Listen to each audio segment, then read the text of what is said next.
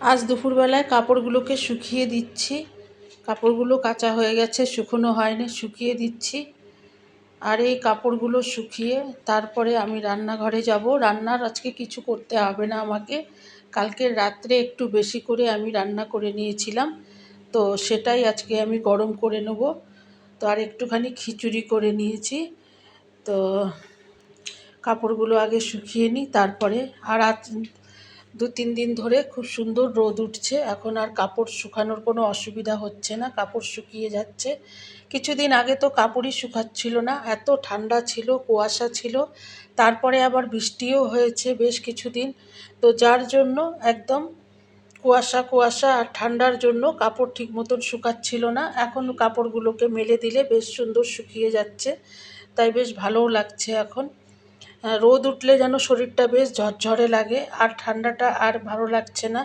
এবার ঠান্ডা আস্তে আস্তে চলে যাচ্ছে, এরপরে গরম যখন পড়বে তখন আবার বলবো গরম ভালো লাগছে না। আমাদের তো এই কাজ, গরম হলেও জ্বালা, ঠান্ডা হলেও জ্বালা, আবার বর্ষা হলেও জ্বালা, সব কিছুতেই যেন আমাদের জ্বালা। তো এই এখন কাপড় আমার প্রায় শুকানো হয়ে গেল।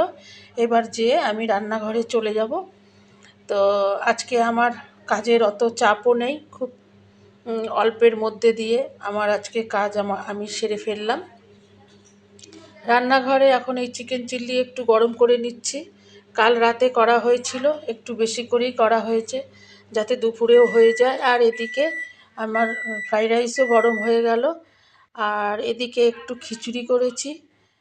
তো দুপুরের এই খাওয়া দাওয়া আজকে। তো গরম হয়ে গেছে, আর এদিকে এই যে খিচুড়ি, এখানে কিনোয়া, তারপরেতে মুগ ডাল, সবুজ আর যেটা হলুদ হয় ওটা, পালং শাক, এই সমস্ত দিয়ে একটা খিচুড়ি করা হয়ে গেছে। তো আজকের আমার এতটাই রান্নাবাড়ি কাজ। তো তোমাদের টাটা।